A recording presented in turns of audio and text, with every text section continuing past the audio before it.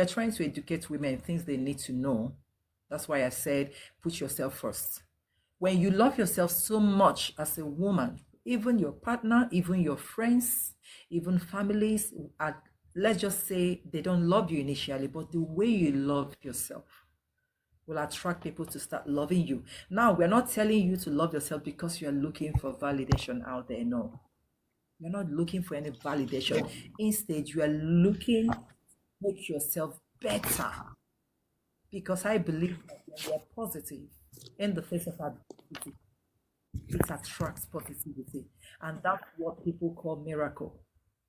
It happens because you are still hoping, working hard, believing in positivity. It will surely get to you. So that's my belief concerning believing in positivity and attracting positivity, attracting happiness into your life. Then even for the singles, we women, the singles amongst us, I don't care how old you are. I don't care if you are 45. I don't care if you are 30, 20, 20. Even if you are not married yet, it shouldn't make you sad. It shouldn't depress you. That's why I keep telling people, alone time doesn't mean you are lonely. When people are alone, they'll tell you, I'm lonely. You are not lonely if you will understand the situation you are into. As a matter of time, alone time gives you that time to discover you, discover your strength, discover your power. Because when you are always with crowd, or you're always having constant partners, this partner comes and goes, another one comes and goes, you've never given yourself a breathing space. How are you going to discover yourself?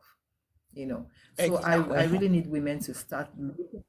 How are you going to discover yourself? I want women to really understand. We don't allow peer pressure, because we have peer pressure.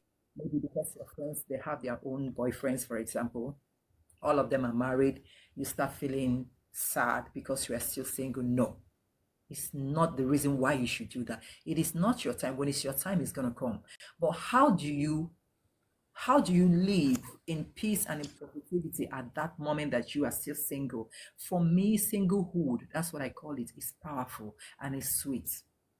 I want people to actually understand that alone time is sweet. You're not occupied. It is just you and your God. If you have children, it is between you, your God, and your children. If you have family like husband and wife, it's between you and your family and God. Now, this is the time for people that are alone, without any boyfriend, without any partner, to discover yourself. Because by the time you discover yourself, you'll be hot cake. Like hot cake. Because you must have discovered a lot of things. You must have acquired some skills, or you must have found a job, or you happen to be lucky enough to start up a business, no matter how little that business is. Then by the time you start doing that, doing your business, going to your office, developing yourself, your happiness, that is when you can set boundaries. People that knows you before, when they see you, they're gonna see totally different person, because they can't play with you anymore. They can't play with your emotions anymore, because you are now like a born again. You've been reborn, you are new. You can set boundaries at that time. And that is when people will now sit up and start giving you the respect you needed. But when you're always pushing yourself into crowd, into a circle, into a clique in the name of I belong, or I want to belong, I want them to call us big girls, whereby you have nothing to offer. Maybe within that circle, you could be the least. Do you understand what I mean? You could be the least, because the rest of them in the circle, when there's something tangible going on, nobody's going to tell you. Honestly, no one is going to tell you about that thing going on. They will leave you to figure it out on your own. If you miss it, better for you. So that's why I always tell people, alone time doesn't mean you are lonely. I mean, alone time for me is that powerful stage in your life that hardly comes by. If you find yourself in that stage, honestly, make good use of that stage, because it doesn't come by all the time. Alone time, the first time comes when we are single, about to get married, not yet married. That's a long time. The first alone time is a powerful stage of anybody's life. Yeah. For me, Yeah. my alone time when I was growing up, I started in Nollywood industry as a teenager. Now I started acting, started maturing. That was my alone time. You can imagine at that tender age, I discovered my power. I discovered my strength immediately because I occupied myself with a job. That's what I try to tell people. Don't force yourself into any circle that will degrade you at the end of the day. Even for men, even for men, if you're a man, stop forcing. Build yourself. It's when you build yourself, people will start looking for you because you have something to offer. They need that which you have. But